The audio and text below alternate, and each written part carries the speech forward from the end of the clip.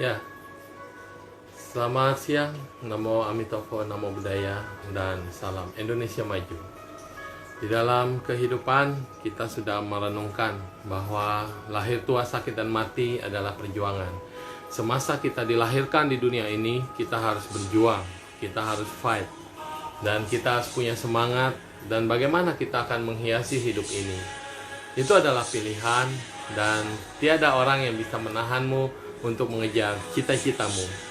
Selain kamu sendiri yang akan mewujudkan semua rintangan, menghadapi semua cobaan, dan mewujudkan cita-citamu.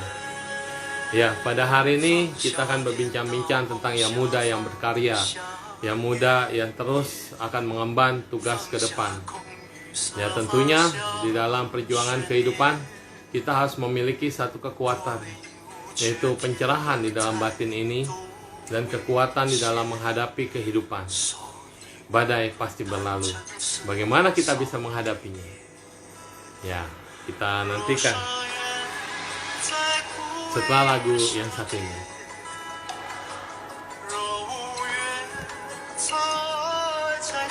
Jika tidak, simpanlah cinta di dalam hati. Dunia fana ini meskipun diputus, tetapi kita tetap terhubung dan menemanimu menjalani hidup ini dengan menanam bibit kebajikan.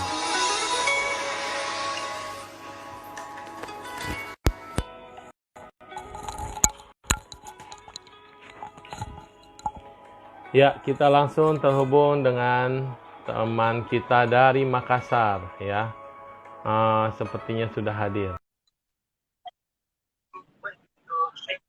Ya, selamat siang Vicky. Ya, apa kabar? Baik, Luar biasa. Jam berapa di sana sekarang? Blur ya mukamu? Ya, oke, udah pas. Jawa dikit. Baru ya, jam 12 suhu. Oh, jam 12. Kita beda 1 jam ya? Iya, suhu. Oh ya, iya, beda 1 jam. Berarti saya lebih muda 1 jam ya dari kamu. Ya. Ini kembaran saya, adik saya yang berada di Makassar, lain mak, lain bapak ya. Lihat kita, hidungnya juga udah mirip sama kacamatanya ya, Caputo. Pipinya pembeman dia dikit. Ya, kita berjodoh sekarang dalam satu layar ya. Kemarin sudah ada Ko Jonathan ya dari Makassar, yang luar biasa juga. Sekarang adik saya di sini. Ya, silakan perkenalkan diri, Bro. Ya, suhu. Perkenalkan, nama saya Vicky Florencego, asal dari Makassar. Untuk sekarang saya sedang berkuliah di SDAB Nalanda, jurusan Berarti pendidikan Jakarta, agama ya? Buddha. Iya, mau Di Jakarta di suhu. Belum di suhu, Jakarta, masih di Makassar. Ya? Oh, belum. Oh, baru daftar ya. Oke. Iya, suhu. Iya. Kira-kira sekarang kamu punya cita-cita ke depan berarti bergerak di bidang pendidikan.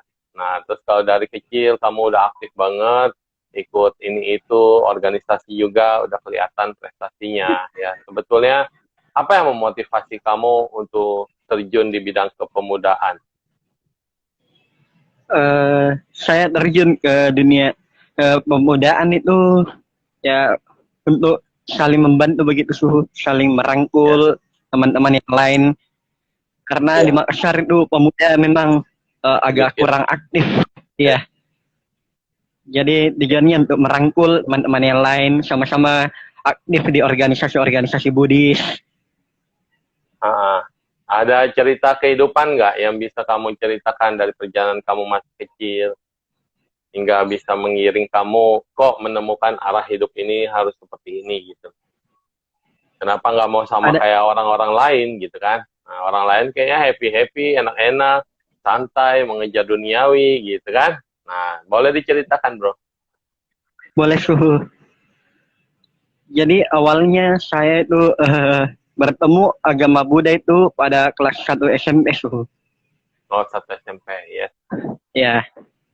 Kebetulan saya mengerti agama Buddha itu karena belajar tentang hukum karma di sekolah. Ya. Jadi sekolah saya dulu ada pelajaran agama Buddha. Ya. Sekolah apa di Makassar? Namanya sekolah apa? SMP saya namanya SMP Budi Kasih.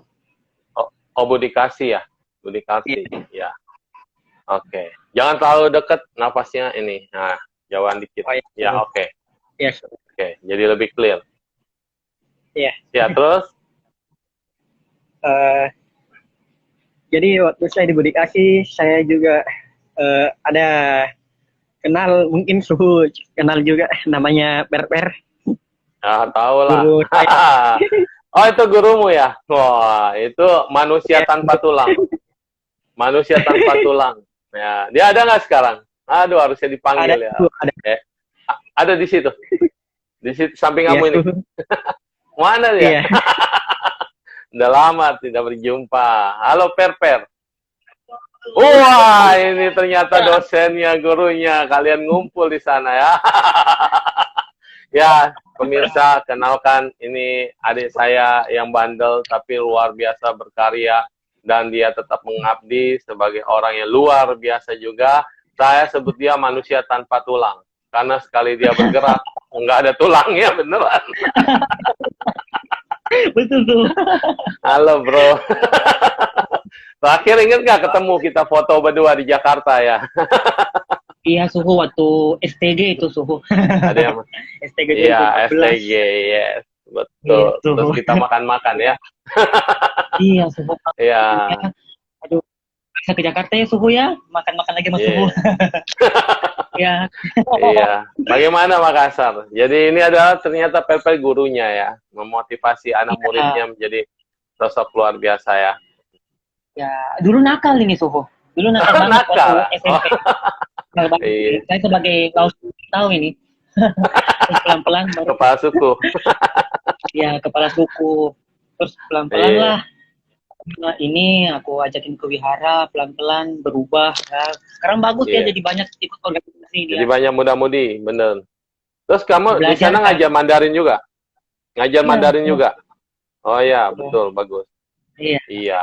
Oke, kembali ke Vicky nih kita. Oke. Iya, terima kasih Per.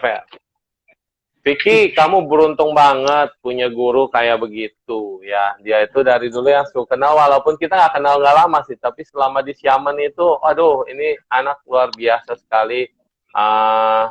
Orangnya seru, terus juga bisa memotivasi teman-teman lain, solidaritas. Terus juga dulu kan dia sebagai student juga kan di Xiamen itu. Xiamen. Olah dia bilang ribut, suhu saya itu kalau kebaktian jaraknya jauh harus 2 jam katanya. Tapi mereka semangat. Nah itulah kata-kata semangat itu yang membuat kita di Indonesia harus juga dicontoh gitu dari guru. Terus dia itu dancer. Ya ampun, benar-benar hebat, luar biasa, tanpa tulang. Saya suka perhatiin TikToknya. Hati-hati loh Pak Guru, banyakan TikTok tuh. Nanti diketok. Iya, Vicky. Nah, sekarang Yes, hidup kamu dari kecil ada perubahan atau ada cerita yang mau diceritakan pada kita, bagian-bagian yang mana dalam hidupmu bisa mengalami perubahan? Katanya tadinya bandel. Iya, suhu. Jadi sejak dulu sebelum saya ikut organisasi dulu memang bandel suhu. Ikut-ikut seperti anak-anak muda sekarang lah, dulu ngerokok begitu. Oh, Tapi ikut ngerokok sekarang juga. Ya. Iya suhu. Iya. Sekarang udah enggak. Iya, terus kamu ikut belajar kungfu? Ya ikut suhu itu waktu kecil. Oh, waktu kecil sekolah Shaolin. Ada yang ngajar ya di sana ya? Bukan sekolah sih suhu, cuman seperti apa ya, tempat les Kursus. bela diri gitu. Ya, Oh, iya. kursus bela diri. Tapi aliran Shaolin ya?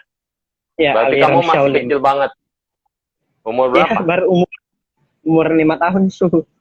Oh, berarti tulangnya masih lentur kayak Per tanpa tulang itu ya. Iya suhu.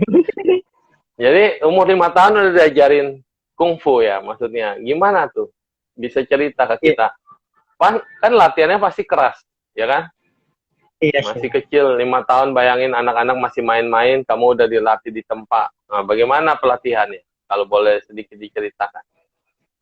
Awalnya dulu bapak saya kan pelatih barongsai sekaligus pelatih kungfu. Jadi sekalian saya kebetulan tertarik. Jadi belajar sekalian latihan sama-sama. Tapi kan masih 5 tahun. Hmm. Porsi latihannya beda suhu, agak ringan dikit. Oh, Dia agak seberat ringan ya. dengan perang ya. Oh, begitu. Terus bisa apa aja sekarang? Kan Bapak kan udah jagoan nih. Bapak ini udah Iya, punya ilmu.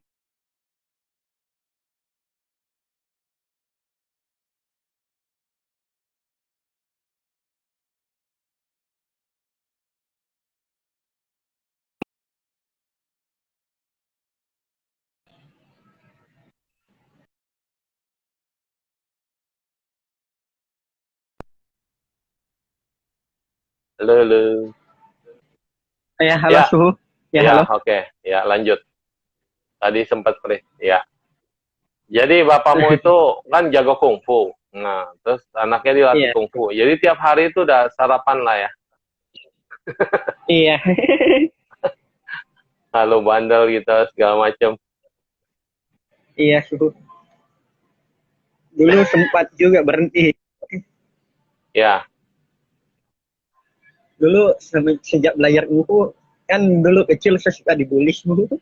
ya, Nah, jadi kesempatan balas dendam. marah saya itu gitu, marah terus saya Ah, pukul teman saya, ya sudah bonyok teman jadi saya. iya, maaf ya, kan kamu agak ini ya, ada tumbing ya gitu ya. Jadi ya mungkin Iya, dapat bulian dari teman-teman, tetapi dia tidak tahu yang dibully iya, itu jago kungfu, ya kan? Nah, tetapi iya, amarahnya, ketika kita dibully, kita marah, punya kemampuan, bonyok dah yang ngebully, begitu kan? Nah, sebetulnya itu iya adalah suhu. untuk melatih diri, membentengi diri, tapi sebenarnya bukan buat bonyokin orang. Iya, Iya. Tapi ya nggak apa-apa lah sekalian sekali aja gitu kan, sekali biar mereka akhirnya iya, tahu tidak, jangan membuli lagi, ya.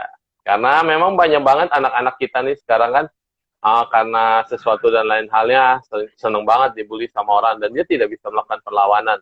Jadi kalau kayak kita mempunyai self mechanism defense gitu kan, kita bisa menjaga diri. Bukan untuk balas dendam, bukan untuk menjahati orang, tapi kita minimal bisa membela diri sendiri. iya Ah, suhu.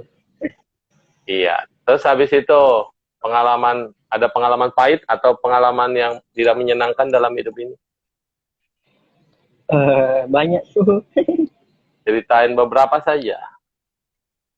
Eh, Mana ya? Bingung suhu. Jangan grogi lah, tenang. Ada kokomu, ada Pak Guru, ada Pak Guru. Per ditemenin Per. Pertama kali ya live ya. Ya grogi, ya sama nggak apa-apa. Iya, Jangan iya, dilihat suhunya lah, kamu cerita aja gitu. Kan iya kita suhu. cuma berdua, nggak ada orang lain. Iya. Heeh. Pengalaman yang cukup pahit itu suhu waktu saya dari SMP mau naik ke SMA. Ya, di Jadi situ karena kamu dulu berontak ya. Bandel-bandelnya mencari jati diri ya. itu Kenapa? udah enggak sih suhu. Oh, udah enggak. Jadi udah enggak kok mengalami yang pahit. Eh, Pahitnya di mana deh? Nah, jadi waktu saya setelah lulus SMP saya ada daftar di sekolah ternama di Makassar. yes. Itu SMA Negeri 1 saya daftar suhu. Mm-mm. Terus kan ada di situ apa istilahnya ya? Tes gitu, tes untuk jalur masuknya. Ya, tes UMPTN. Ya, ya, Bukan, weh. Dia tes sekolah lah, tes sekolah. Oke, ya. ya. Terus, Terus saya tes. Ini kan melalui jalur online. Jadi ya, ini itu nilai yang paling tinggi itulah yang masuk. betul. Saya kan dapat bagian paling awal waktu itu. Jadi setelah saya tes, nilai saya itu ya cukup memuaskan lah. Tapi lama-lama seminggu kemudian bergeser Hmm, turun turun turun. hmm. Ya udah tersingkirkan deh. Oh, akhirnya nggak bisa masuk ujian. Iya, Ya. iya. Ah. Terus, Jadi itu pengalaman yang cukup pahit juga sih suhu. kenapa Karena harus dibilang pahit? karena waktu itu saya sudah terlalu mengharapkan bahwa terlalu Oh. percaya diri setelah itu. Oh Saya iya, sudah yakin bisa masuk, tapi ya keadaan berubah. berubah. Ya memang ini kadang-kadang dihadapi oleh banyak orang ya. Apalagi kan kayak kita di negeri itu, di daerah negeri 1 adalah sekolah favorit ya untuk sekolah negeri. Iya, Kayak saya juga dulu sekolah di negeri 1 ya, sama-sama sekolah negeri. Jadi itu untuk berjuang masuk ke situ kan tidak mudah gitu. Makanya sekarang kadang-kadang anak-anak ini yang pinter karena sekolahnya kan masing-masing. Ketika kita ranking 1 terus atau kita berprestasi di satu SMP, terus kemudian kita merasa, ah udahlah ini mah pasti gue bisa masuk ke sekolah favorit. Tapi ternyata sekolah favorit itu kan gabungan dari semua yang ranking-ranking, yang berprestasi, yang jago-jago dari semua daerah kan pengen masuk sekolah yang sama, betul ya? Nah, disitulah betul sih. tiba-tiba kita yang tadinya ranking 1 di SMP sampai di sana, loh kok kita turun ke depan dan malah tidak bisa masuk. Jadi ini adalah hal yang wajar. Mengapa? Karena hidup itu ada persaingan. Ketika kita udah merasa di atas, tetap harus belajar, tetap harus rendah hati, tetap jangan meremehkan hal-hal yang kecil. Karena tiba-tiba orang bilang di atas langit itu masih ada langit, ya kan? Kalau para master kungfu yang sejago-jagonya master, masih ada masternya lagi gitu. Jadi tidak pernah ada yang paling hebat atau paling tinggi. Nah, tapi habis itu kamu down tuh, nggak masuk sekolah negeri. Jadinya Iya, akhirnya pindah ke bagaimana? swasta. Pindah Masuk ke swasta. Iya. Oh, masuk ke swasta. Tapi di swasta kamu ranking dong, berprestasi Iya, dong ranking jadinya. Iya. Ah iya, karena kan kamu di sekolah unggulan saingannya lebih banyak. Kalau toh kamu seandainya masuk di sekolah negeri 1, belum tentu bisa ranking juga karena teman-temannya bersaing semua, ya kan? Karena akhirnya Iya, tidak masuk ke swasta, malah jadi ranking. Ya sama juga berprestasi kan. Karena ternyata ilmu kehidupan bukan hanya dari surat selembar kertas. Ilmu kehidupan itu didapatkan dari semua kita pembelajaran selama hidup kita. Satu lembar kertas itu hanya menunjukkan prestasi kamu saat sekolah aja. Terus selebihnya nanti kalau udah di masyarakat juga nggak ada yang nanya. Emang SMP kamu ranking berapa? Ya kan?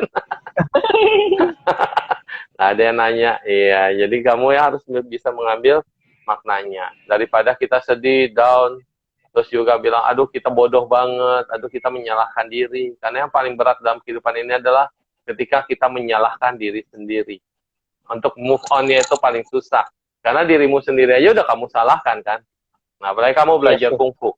Kalau belajar kungfu, didikan kungfu yang paling basic kan harus kuda-kuda. Nggak ada diajarin yang lain kan tetap harus kuda-kuda. Kuda-kuda itu harus bagus. Kenapa? Karena kalau kamu jagonya menguasain jurus tapi kuda-kuda nggak bagus, ya sama juga. Kelemahannya di kaki. Nah, jadi untuk belajar kuda-kuda kan waktunya lama. Jadi tenang, don't worry, be happy. Lama sekali. Iya. Itu juga dulu belajar kuda-kuda.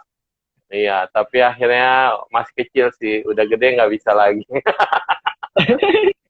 Karena pengaruh kuda-kuda itu. Iya. Sekarang udah nggak bisa. Kan papamu masih jago. Belajar dong sama papa. Papa masih ada? Masih ada? Masih ada, Suhu. Iya. Nah, belajarlah. Soalnya kan muka udah mirip Jackie Chan. Udah nggak lentur, Suhu. Iya, lentur badan itu relatif. Orang belajar yoga juga begitu. Yoga katanya kan badannya ada yang susah, nggak lentur. Tapi kemudian latihan bisa. Karena badan ini diprogram oleh pikiran. Ketika pikiran kita mengatakan saya nggak bisa, ya udah kita pasti tidak bisa. Ya nggak, bro? Ya, betul, Suhu. Nah, terus apalagi yang mau diceritain? Waktu down itu kamu ngapain? Waktu nggak diterima itu kan kamu down sampai pahit banget pengalaman hidupnya. Itu ngapain? Apa yang kamu lakukan? Berusaha sih, berusaha cari sekolah lain. Sekolah mana yang masih terima siswa. Ya. Jadi saya masuk ke sekolah swasta namanya Tunas Bangsa di sini. Wah, bagus kan. Bangsa yang bertunas dari kecil. Ya. Terus? Iya. Kenapa nggak diterima itu menjadi satu hal yang menyakitkan? Mungkin kalau cita-cita ya. Tidak memperoleh yang diinginkan adalah duka, ya kan? Ketika kita menginginkan sesuatu tapi tidak dapat, iya, nggak apa-apa. Tapi yang penting masih bisa sekolah dan sekarang masih bisa melanjutkan. Kemudian menjadi nanti calon guru ya. Iya, suhu. Kayak Koko Perper. Ya, Koko Perper Iya. itu dia juga wah luar biasa. Mandarin susah. Wah, susah suhu, stres kita tiap hari belajar. Buktinya dia main dulu. Jadi stres nggak ada gunanya. Ya kan kita bilang susah ya bisa dipelajari. Tetapi kita lihat setelah itu semuanya ada maknanya, betul. Sama belajar kungfu kalau kita nggak telaten, tidak teliti, kita tidak detil, kita tidak mendapatkan apa-apa. Karena pelajaran dari kungfu adalah ketika kita meringankan diri kita, meringankan tubuh kita, yang paling harus diringankan pertama adalah hati dan pikiran kita. Kalau hati kita masih memiliki beban yang berat, bagaimana tubuh kita bisa belajar ilmu meringankan tubuh? Karena beban beratmu belum dibuang. Maka yang paling pertama ya meditasi.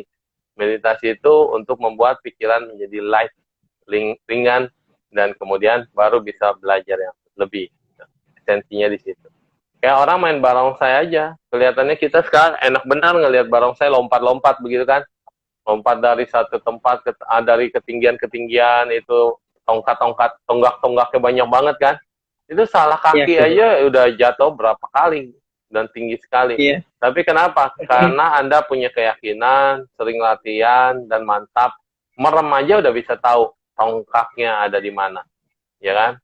Tapi jangan dicoba di rumah kalau tidak pernah latihan. Gitu. Jadi intinya semua adalah latihan. Cerita dong, papamu bagaimana? Sosok papamu. Kamu tak ada papa. Apa yang kamu pikirkan tentang papamu? Yang orang bilang kan jago nih, guru, hebat. Ya. Bisa cerita. Papa saya itu kan orangnya disiplin. Yes, pasti. Iya. Lebih suka praktek sih ketimbang teori gitu. Jadi langsung melaksanakan, ya. Untuk sekarang bapak saya sedang kerja bengkel gitu. Oh, kerja bengkel, ya. Iya, bengkel.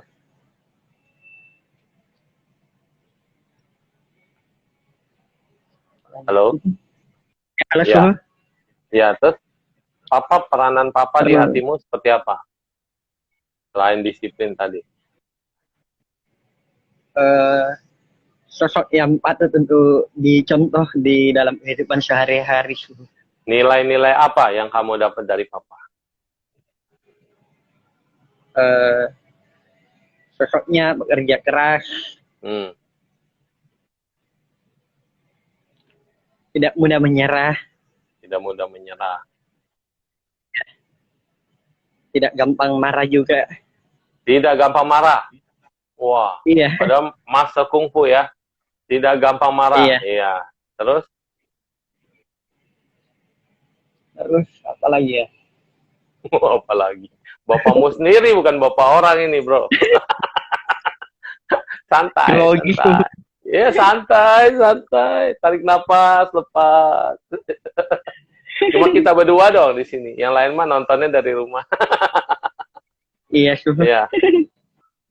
Jadi, papa adalah seperti, tahu ya, kita bilang Om Awe, Om Andri Wongso, ya kan? Pernah ketemu kan? Pernah, sudah. Nah, ya. Om Awe itu adalah sosok yang dulunya itu bertahan, pernah jadi bintang film kungfu juga.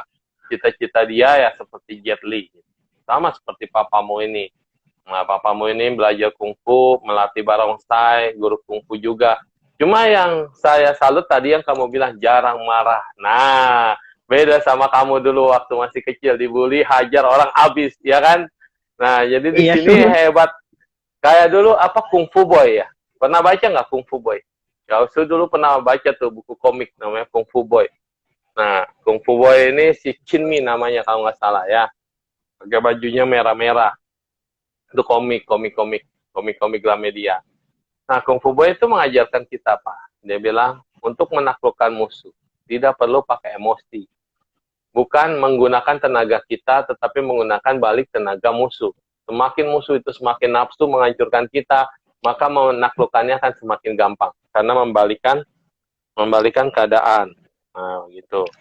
Nah, ini yang dibilang ilmu Tai Chi. dan belajar dari ilmu bambu. Bambu ini punya kelebihan. Bambu itu kan dia untuk butuh dari tunas naik tinggi ke atas, itu waktunya lama banget. Kenapa? Karena bambu membutuhkan kuda-kuda. Jadi bambu itu ke akar dulu ke bawah, makanya dia belum bertunas. Dia tumbuhnya itu ke bawah dulu, ngancepin dulu ke bumi.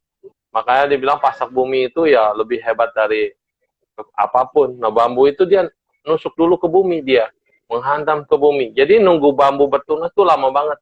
Tapi setelah kokoh akarnya, kayak kita kalau belajar kungfu itu kuda-kudanya kuat banget, jago banget, dia sudah mengokohkan kakinya ke bumi, baru dia naik ke atas.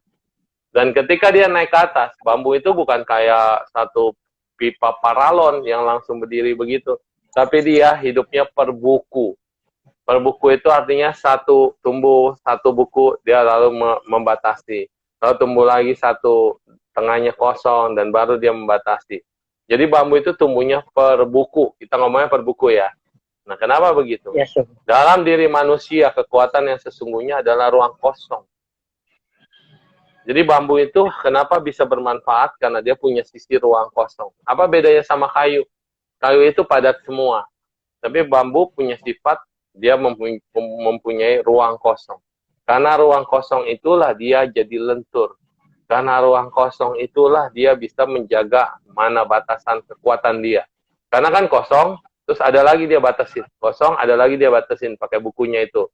Kalau dia kosong, nggak ada batas, baru di atas, maka ketika ketempa dia akan jadi pecah, ya kan?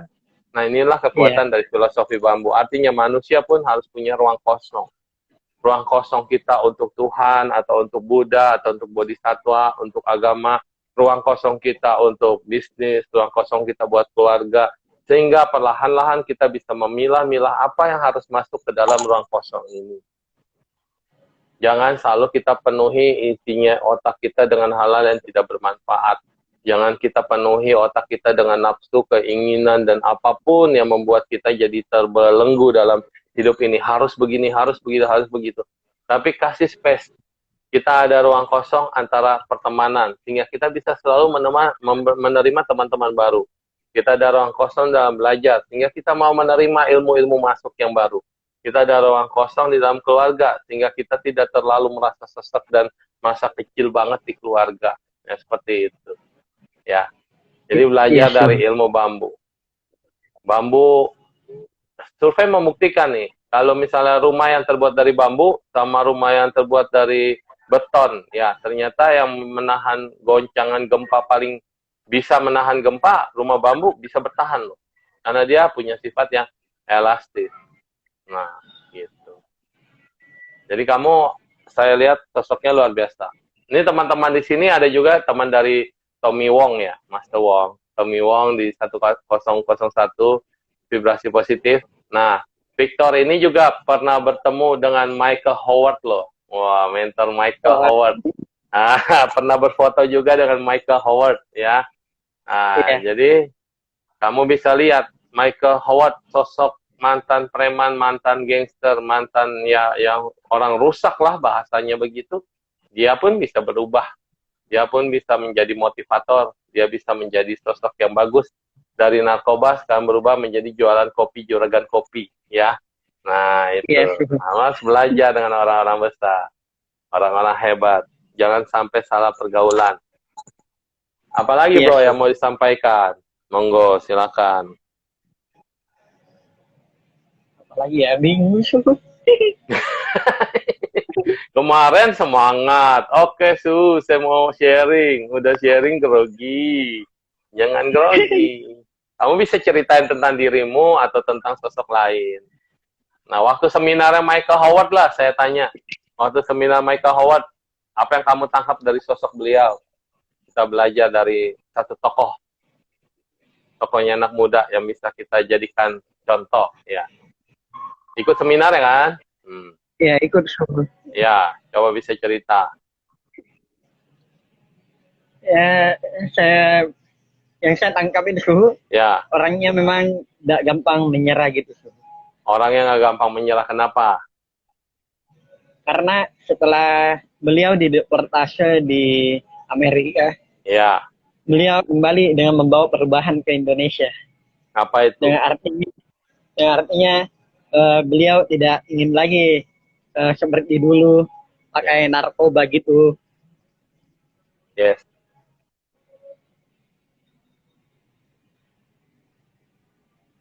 Ya, kalau suhu. Ya, iya lanjut. Ya. Wah, kayaknya grogi ya, Victor. Iya, suhu.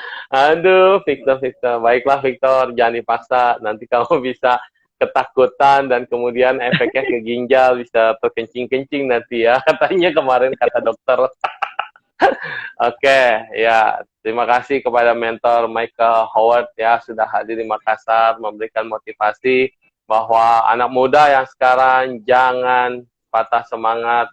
Bila kamu ada salah jalan, masih bisa berubah, masih ada proses untuk perubahan. Yang penting semangat hidup kita harus punya sosok siapa yang kita kagumi, siapa yang akan kita jalani. Orang tuamu yang masih hidup adalah ayah dan ibumu, dia adalah petunjuk bagi hidupmu. Kalau ayah dan ibu adalah sosok orang yang luar biasa, kita harus belajar dari mereka. Tadi dikatakan ayahnya Victor adalah seorang master kungfu dan pelatih barongsai. Tapi yang luar biasa adalah tidak pernah marah. Nah, kadang-kadang kita melihat orang yang biasanya jago self mechanism defense atau jago punya ilmu ya, malah sebetulnya jarang marah. Kenapa begitu? Bukannya kayak kita yang sok-sokan jagoan atau kita sok-sok menggunakan ilmu bela diri untuk menghajar orang atau dikit-dikit panasan atau dikit-dikit kita bisa berontak, sakitin orang, lukain orang dengan emosi. Tetapi justru orang yang mengerti self mechanism defense malah dia akan melihat bahwa segalanya adalah dimulai dari kejernihan. Kejernihan hati akan mampu melihat gerak-gerik musuh. Kejernihan hati akan mampu bisa menggerakkan apa yang harus kita gerakkan. Dan terutama mengubah emosi negatif menjadi emosi positif. Ya. Iya. Victor sudah bisa ngomong lagi? Atau Bisa, suhu. Bisa, ya. Mau ngomong apa lagi? Silakan. Nama Awas, saya berani. Vicky. Siapa, Nama saya Vicky? Vicky. Oh ya, Vicky. Vicky. Sorry. Ya, Vicky. Victor lagi. Sorry. Gara-gara ingat Tommy Wong jadi itu Victorious. Ya, Vicky. Ya, lanjut.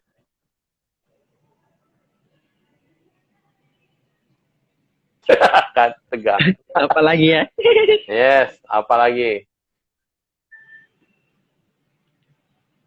Cita-cita kamu atau ke depan bagaimana? Cita-cita saya sih ingin kembangkan budaya Dhamma lebih besar lagi, khususnya di Kota Makassar. Ya, Kota Makassar ya. Bisa berjuang di Makassar. Kemarin saya lihat kamu bagi-bagi bakso sembako menjelang COVID. Apa perasaannya ketika berbagi langsung di masyarakat? Senang sekali sih, bisa saling membantu saudara. Bisa saling membantu saudara. Ya. Saudara-saudara yang terkena dampak dari COVID ini. Ya, terus kamu kasih ceramah nggak? Kan kemarin pembukaan kamu bisa berdoa. Coba dong doain mereka sekarang di sini. Sama anaknya Kotom, Vicky juga, iya. Nah, di sini ada Pak Danang nih, Danang Priyadi. Itu pengarang buku hebat ya. Nah, mungkin Pak Danang nanti kapan-kapan kalian undang ke Makassar untuk memberikan motivasi. Dia pengarang buku banyak banget yang dikarang. Nah, tapi ada 77 cara bodoh untuk hidup bahagia. Ya, nanti bisa diundang di Makassar tuh. Ada Pak Danang. Salam buat Pak Danang ya. Nah, pendongeng. Jadi belajar dari semua orang, kita harus belajar bahwa ada yang nanya, Vicky umur berapa? Nah, nanti kamu sama Ibu Marjanti tuh nanti bisa kalau udah di Jakarta ya, kalau kamu udah di Nalanda bisa janjian. Kamu bisa masuk keluar penjara. Tapi bukan dihukum, tapi bisa sama Ibu Marjanti bisa kasih ceramah di dalam penjara, kasih motivasi, kasih sharing. Kalau mau ngajar kungfu juga boleh, bisa ya. Nah. Oke, Koko Perper masih di situ, Koko Perper? Iya, masih suhu. Ya, bolehlah ngobrol-ngobrol sedikit biar nggak tegang. Ya, panggil Kokonya. Lause mana Lause? Ni hao ma Lause. Ayah, ni tuh Siesen tuh. how ini kayak how Chauci ya. Iya, muridmu tegang Ya, banget Suhu. hari ini. Ya, Mitofo. Jadi kita take over dah sama Ya, Master Suhu. TikTok. Ya, kenalin Master TikTok Soalnya Indonesia. Hmm. aku nggak main TikTok, Suhu. Oh, nggak main TikTok. Jadi yang kemarin cuma di Facebook Jarang. doang. Iya, Jarang. lebih ke cover. Kemarin Oh, hebat. Vicky tanya aku, Suhu. Yes. Koko, ya kenapa? Suhu neng chat disuruh live katanya. Aku bilang serius. Ditanya Neng ya Tapi gimana nih? Aku ya udah ambil aja. tapi Gak berani apa-apa. dia, bagus. Aku Bagus, beranikan bagus. diri. Wow, Wongso Noto Nogoro Herman, muridnya Lause tuh katanya. Ya, Wongso murid saya juga. Nogoro Herman. Hermawan. Hermawan. Iya, Suhu. Makassar juga, Bro. Iya. Luar Makassar biasa. juga, Suhu. Bagaimana sih gurunya ini? Seorang guru yang baik. Dia bisa mencetak banyak murid-murid berprestasi. Jadi kan aku tadinya mau ajak kamu dulu, tapi aku mau milih muridmu dulu. Kenapa? Karena dia foto-fotonya semangat dan aku pancing. Mau nggak live sama Su? Mau, Su. Wah, luar biasa kan? Semangat dia kan. Pertamanya Nah, takut dia. Takut. Iya. Suhu gimana nih Suhu? Koko gimana nih Koko? Takut nanti grogi aku. Udah, aku temenin lah sampai tadi. Koko sampai tadi kan ngajar online kan sekarang Suhu. Iya. Beliau nanya, sebagai nanya, Suhu, Koko cari tempat sepi dong. Buat apa? Pengen live, pinjam hotspot. Udah, ayo. Pegang tangannya dingin gak itu? Tangannya dingin nggak?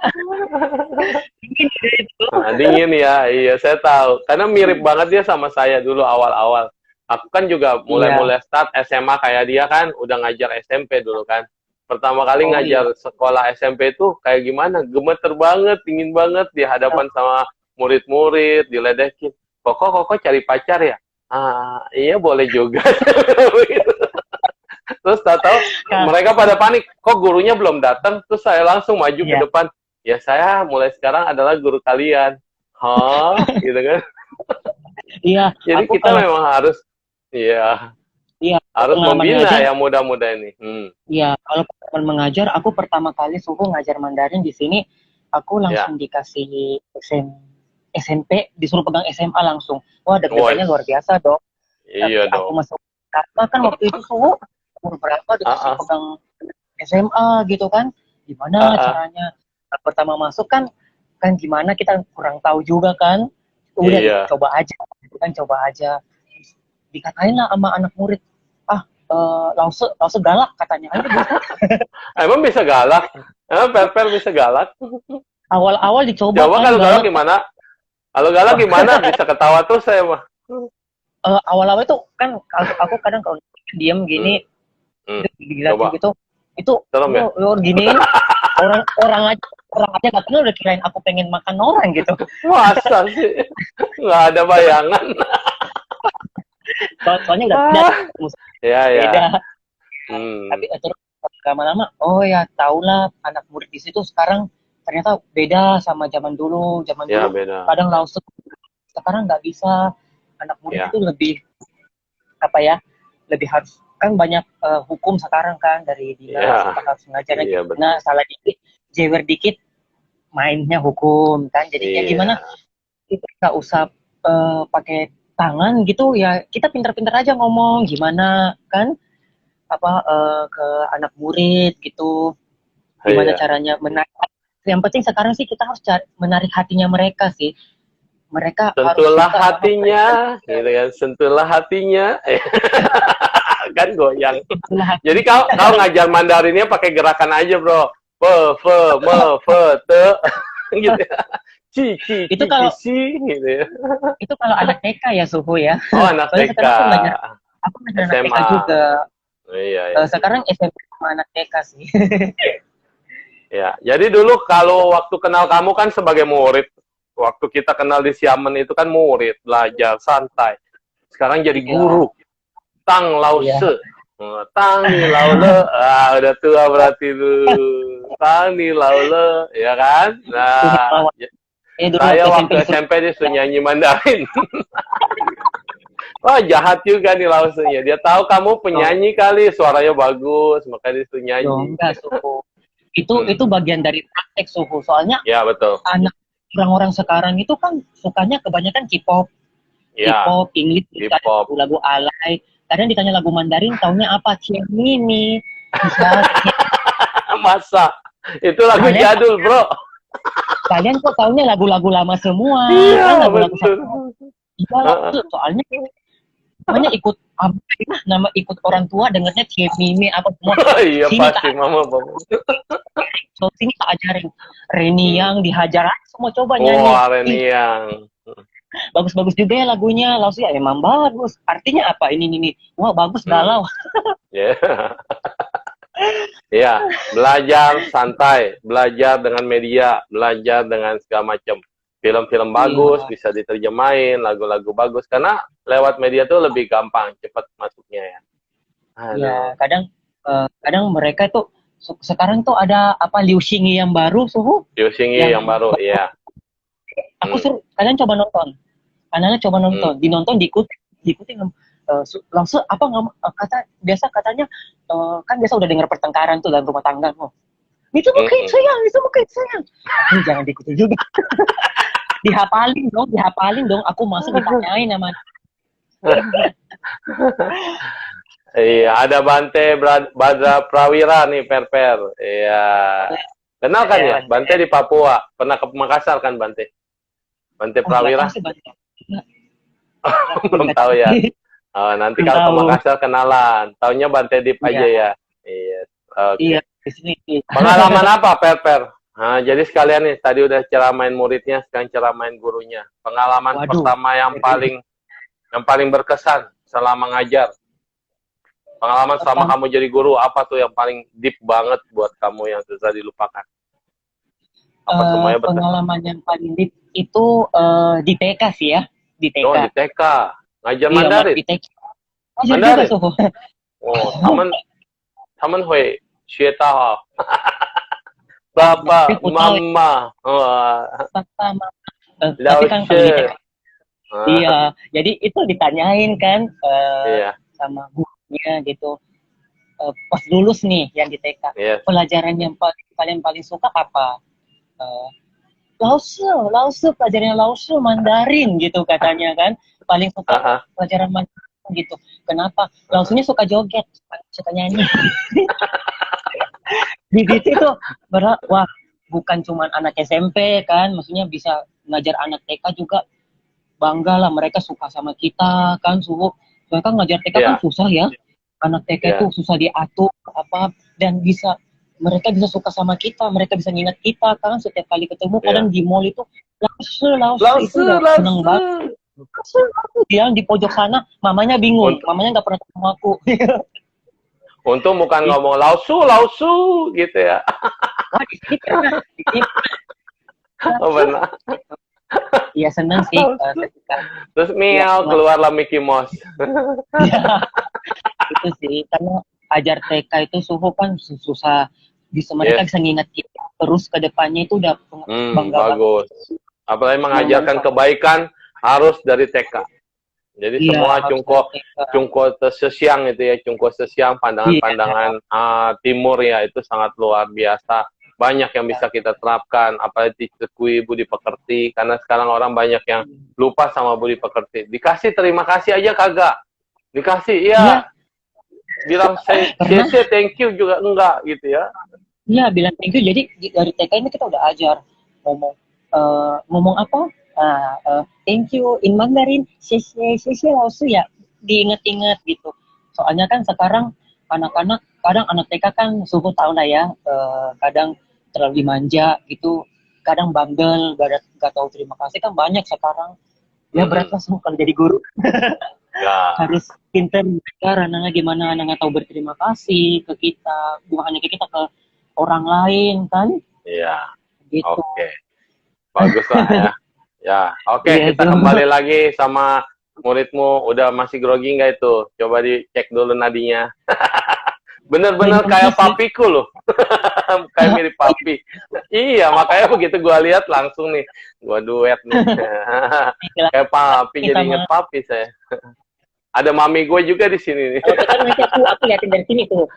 Iya, dibimbing. Kasihan. Belajar dia untuk bisa jadi teller story gitu. Bisa mulai bercerita. Nah, kamu nggak usah pikirin yang lain-lain. Kamu sekarang apa yang ingin kamu ceritakan buat motivasi nih anak-anak muda juga yang bisa ngikutin jejak kamu, bisa banyak melakukan kebaikan dan apalagi punya cita-cita ingin merubah daerah sendiri untuk menjadi lebih baik dan mengembangkan muda-mudinya. Ya, apa yang bisa kamu sampaikan kepada teman-temanmu di Makassar dulu lah gitu. Semangat.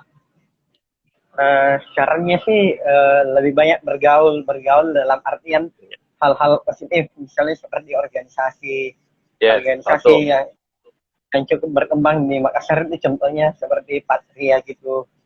Ya, Patria. Banyak kelihatan kegiatannya bagus-bagus itu ya buat manajemen muda-mudi. Yes. Terus kedua. Yes. Kedua, rajin ke wihara lah atau rajin ke tempat-tempat ibadah, sering berdoa. Ya. Ketiga itu jangan sampai salah pergaulan bagi para anak muda. Betul. Ya, salah pergaulan. Iya. Apalagi kalau di Makassar sih tuh ada satu pepatah gitulah. Kamu bukan laki-laki kalau nggak merokok. Aduh. Oh, kalau laki-laki tidak merokok, kau bukan laki-laki gitu kan? Iya, itu bahaya. Iya, bahaya ya. Iya, kau ganti juga. Iya. Kalau laki-laki merokok nanti kasihan istrimu jadi janda. Apalagi sekarang COVID, kenanya paru-paru gitu kan. Yang bolong-bolong paru-parunya lebih gampang itu buat si COVID. Senang dia, happy dia di dalam situ. Jadi janganlah merokok kalau mau istrimu tetap punya suami. Yeah. Saya juga dulu gitu, SMP nggak ngerokok. Saya nggak pernah minum-minum juga, nggak bisa juga. Minum satu dikit aja udah langsung merah semua. Badannya udah kayak kepiting rebus. Terus ngerokok, kan ngeliat engkong saya kan ngerokok kan. Jadi suka nyumpet-nyumpet tuh, ngambil tuh. Nah, jadi nyolong-nyolong rokok yang engkong. Diisep-isep, manis sih enak, tapi begitu dibakar, udah nggak suka saya. Jadinya, ya memang ngapain juga ya, diisepnya asap, dikeluarinnya juga asap. Terus kita yang bahaya adalah perokok pasif. Perokok pasif adalah yang berada di sekeliling orang-orang yang merokok. Nah, malah itu malah lebih parah buat paru-paru kita sebetulnya. Jadi kita dengan tidak merokok, kita tidak merugikan orang lain, dan terutama tidak merugikan diri sendiri, ya kan? Nah, itu juga buat anak-anak muda. Iya. Nah, terus apalagi yang kamu bisa harapkan untuk perubahan di Makassar? Karena kan di Makassarnya banyak orang-orang hebat. Kayak kemarin kita udah wawancara Kojo, ya kan? Kojo itu main musik, dia main pianis, dia juga bisa bikin lagu-lagu, dan dia juga aktif juga bantu di gereja. Ini adalah satu toleransi yang luar biasa. Dia juga aktif kalau ada Rinpoche datang, dan kemudian ada Bante, ada semua, dia secara spiritual luar biasa. Nah, ketika dia mengalami di masa muda kehilangan kekasihnya atau pacarnya, dia juga akhirnya bisa menerima. Inilah yang datang di dalam kehidupan. Bagi orang hebat, tetap aja orang hebat tidak bisa seperti karang yang ada di samudra yang kokoh. Kadang-kadang bisa tumbang juga kalau manusia itu. Jadi di saat ini kita membutuhkan orang lain untuk mendukung kita, orang lain untuk membimbing kita, gitu ya. Terus kayak Koperper, tadi guru kalian. Wah, nggak nyangka tadinya memang mau wawancara dia sebetulnya. Tapi saya pikir, kamu dulu aja duluan. Nah, pas kebetulan juga, rupanya hari ini kebetulan sekali kita bisa dua-duanya langsung satu layar. Karena saya kenal beliau selama di Xiamen, kenangan yang paling berkesan itu jalan sama dia. Jadi seru banget gitu. Karena orangnya ada aja yang bisa diomongin, terus ada juga yang bisa dicontoh dari dia, terutama pengalaman hidup. Dan kalau dia cerita, sebenarnya ini kan happy-happy tadi. Kalau dia cerita tentang yang sedih-sedih, banyak pengalaman dia yang sedih yang bisa dikasih vibrasi, kebaikan buat motivasi juga kita. Dan perjuangan hidup itu bagaimana. Nah, makanya kita harus banyak belajar dari orang-orang lain ya. Yes. Tuh Wongso temanmu ya? Wongso. Sono Goro Herman. Nah, bagaimana tentang Wongso? Apa yang bisa kita contoh dari Wongso? Nanti mana tahu Wongso kita wawancara. Iya, suhu. Bagaimana dia? itu termasuk sahabat saya, Kalyanamita saya suhu. Kalyanamita, sahabat. Iya. Ya. Berarti dia selalu Sering mendukung kamu, ya memotivasi susah kamu. senang. Ya, Iya suhu. tidak pernah meninggalkan. Iya, tidak suhu. Ya, Wongsonya harusnya samping kamu ya, jadi biar langsung enak ya. Di mana beliau? Atau kita panggil, masih ada 5 menit ya. Masih ada 5 menit, kita panggil si, siapa tadi namanya? Wongso ya? Wongso Iya, no Togo Herman ya. Oke ya, Vicky ya, kita ending Iya, dulu di suhu. sini, kita wawancara Wongso. Wongso siap ya, ready ya?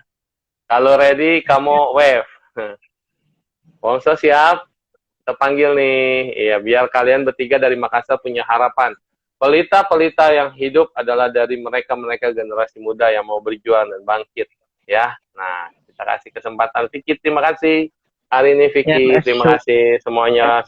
Lause, Lause. Ya, kita panggil temannya. Nah, mana ya temannya tadi, Wongso. Nah, ini dia, Wongso Nogoroho Herman. Mudah-mudahan bisa bergabung. Siap katanya. Iya, anak muda sekarang canggih-canggih. Iya. Ternyata aktor juga ini. Kalau tadi kan Jackie Chan. Nah, ini master juga ini. Iya, selamat siang Wongso, salam kenal dari Sunengsyu. Ya. Sinyalnya aman nggak sinyalnya? Aman. Sekarang sih aman. Aman ya. Cuma agak terang dikit lah, gelap kali di sana itu. Iya, ya.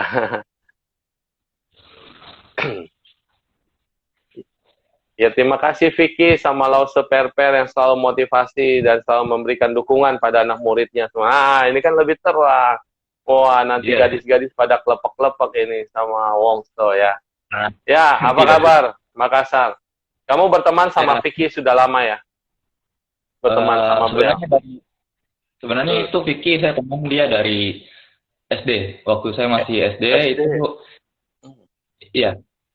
Dari kan satu wihara sama saya di Sasana Dipa. Oh, Sasana Dipa ya. Sasana Dipa sama Girinaga jauh ya? Girinaga sama Sasana Dipa jauh ya? Nggak terlalu jauh sih, nggak terlalu jauh sekali jaraknya. Oh ya, oke. Terus Vicky itu ya dulu nggak seperti ini, dia orangnya itu lebih culun lagi daripada ini. Tapi yes. Iya. Karena tapi ada sahabat. Iya, dia itu lebih culun daripada yang itu. Ya dulu itu nggak seperti ini. Sekarang tuh ya dia lebih sukses, bahkan dari saya lebih sukses. Oh. Saya ya sama dia uangnya juga melimpah sekarang gara-gara dia ikut organisasi atau apa gitu. Saya bukan bilang karena uangnya ya. Ya karena kita udah sahabat dari dulu sampai sekarang. Mungkin kalau Susu bisa lihat kegiatannya itu yang biasa dia bikin itu berkali-kali itu kegiatannya dipanggil sama, mungkin ada dari acara pemerintah itu, saya kagum sekali juga itu. Kalau saya mau ikut itu juga saya ikut. Nanti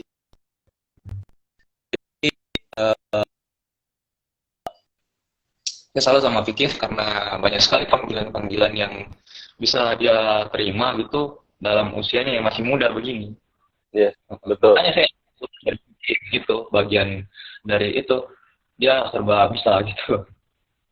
Ya, ini namanya ada perubahan bagi diri kita, bagi orang kita. Dulu katanya kamu bilang dia culun. Sekarang ini masih kelihatan grogi banget dia hari ini ya. Padahal sebetulnya dia kalau lepas bisa lepas banget. Tapi baru pertama kali dia grogi, apalagi langsung diwawancaranya sama Su, udah kayak ujian negara kata dia. Jadi sahabat-sahabat yang memotivasi inilah yang bisa mengubah seseorang itu berubah. Tadi dia katakan dulu masih kecil pernah dibully, nah terus kemudian dia belajar kungfu, akhirnya dibully habis babak belur sama dia gitu ya. Nah terus bagaimana dia mau mulai membuka diri? Karena pasti ada karena sahabat. Makanya tadi dia katakan kamu adalah sahabatnya dia, deket banget sama dia, yang mendorong. Berarti kamu ada Kalyanamita. Nah ini adalah fungsi yang sangat luar biasa dari seorang Kalyanamita. Jadi tanpa kamu di belakangnya atau mendukungnya atau berjalan bersama, mungkin seseorang itu tidak akan berubah. Nah kalau sekarang kamu bilang dia lebih maju dari saya, nah berarti saatnya kamu sekarang yang mengejar dia, berjalan di belakang dia, atau malah nanti bisa melewati dia, melihat potensi dan peluang yang ada. Nah, sebagai muda-mudi ini, kita kan masih pada muda, kita lihat arah ke depan itu ada cahaya di mana, kita ngikutlah ke arah cahaya. Jangan lihat kegelapan di mana, kita ikut dalam kegelapan. Ketika kita sudah bersama dengan orang-orang cahaya yang luar biasa, nah seperti Pak Danang nih, ada Pak Danang Priadi. Saya pernah menjadi manajer pemasaran di Gramedia Makassar tahun 2011. Nah, beliau udah pensiun sekarang. Sekarang udah bisa kemana-mana. Nah, dari beliau aja buku. Saya belajarnya satu buku. Karena dari kecil saya kemana-mana itu pasti beli buku. Buku adalah, sampai kamar saya ini berantakan banget banyak buku gitu. Karena kalau sekarang kan media pakai handphone. Dari handphone semua kita bisa belajar. Tapi banyak juga orang yang nggak mau mencari bahan-bahan berkualitas. Banyak orang cuma buat widgetan, bisa nonton, bisa WhatsApp, cuma itu doang. Tapi sumber daripada buku atau ilmu itu ada di mana? Nah, itu ada di tangan kita. Ada di perpustakaan, ada di toko buku. Jadi kalau kamu mau hebat, bertemanlah dengan orang-orang hebat. Kayak mereka gitu nih, yang hebat-hebat. Yang sekarang sedang nonton kalian ini adalah orang-orang hebat. Mereka mentor-mentor kehidupan. Mereka memberi motivasi kepada orang lain yang sedang jatuh untuk bangkit di bidang masing-masing ya. Nah, kamu sedang ditonton sama orang-orang hebat. Berarti suatu saat, kamu yang lebih hebat dari mereka. Ya, sekarang kan mereka yang menonton kamu nih, anak-anak muda-mudi. Yang muda, yang mau berjaya, yang muda, yang mau bangkit, yang muda, yang punya cita-cita. Nah, nanti suatu saat 10 tahun ke depan, mereka akan melihat kamu di panggung. Mereka akan melihat keberhasilan anak-anak kita yang sekarang. Mereka akan melihat kehebatan motivator yang muda-muda yang bangkit. Gitu. Jadi jangan patah semangat ya, Wongso. Ya, Syayo, semangat. Apa yang mau kamu sampaikan kepada kita-kita dan cita-cita kamu saat ini? Khususnya sih secara general ya dalam hidup ya. Iya, khususnya sih muda-mudi yang ada di Indonesia ya. Intinya sih gimana ya?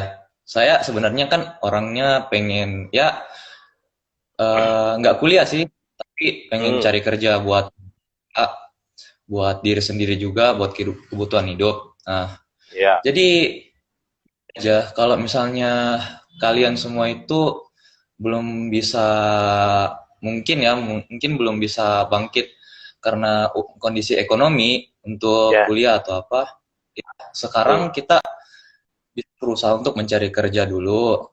Kalau prinsip saya itu apa sih kalau belum kuliah, belum bisa kerja mungkin karena masalah ekonomi, tapi setidaknya kita masih bisa berusaha untuk bekerja untuk mencari pendapatan sendiri supaya gimana? Supaya beban orang tua kita itu tidak tertumpu sama dia terus. Soalnya saya lihat sih orang tua itu kayak mati-matian sekali sih untuk mencari uang demi kuliahnya anaknya. Tapi kalau misalnya orang yang kekurangan sekali ekonominya itu ya saya rasa ya kita perlulah sedikit usaha dulu untuk bisa mempertahankan kondisi ekonomi juga. Ya terserah usaha-usaha apalah, entah itu all shop atau apa. Saya kagum sekali loh sama muda-mudi punya bisnis sendiri, kayak all shop gitu, kayak mereka jual-jual barang apa di ini. Suka sekali mereka punya ide cemerlang itu untuk membantu usaha orang tuanya. Dan makanya kalau meskipun kita sudah kuliah juga, ya tetap saja kita kalau kita masih bisa bekerja sambil kuliah, kita harus bekerja juga. Karena sekarang kondisi corona, ekonomi juga makin menurun. Dan sekarang kita waktunya untuk membalas orang tua kita. Luar biasa. Selama ini dia sudah membesarkan kita sampai sebesar ini, dan kalau kita bisa punya tenaga, bisa punya semangat, masih punya kekuatan, mengapa tidak kita kerja dari sekarang? Thank you Wongso, waktunya udah 59 menit, tinggal berapa detik lagi. Jadi saya katakan, hari ini kamu di sini, kalian semua anak muda-mudi Makassar ditonton oleh banyak pembisnis, ditonton oleh banyak mentor kehidupan, ditonton oleh banyak orang-orang yang hebat-hebat di sini. Dan jangan patah semangat. Kalau mau kuliah, katakan aja, saya mau kuliah, pasti ada yang bantu. Dan kalau mau bekerja, bekerjalah berprestasi. Pak Andri Wongso SDTT, ya sekolah SD tidak tamat. tetapi bisa menjadi orang besar. Kenapa? Karena wawasan dan jiwanya yang besar. Ya, selamat semuanya dan semoga terus berkarya, terus berpunya tekad untuk memajukan bangsa ini. Ya, Amitofo. Sampai jumpa. Salam.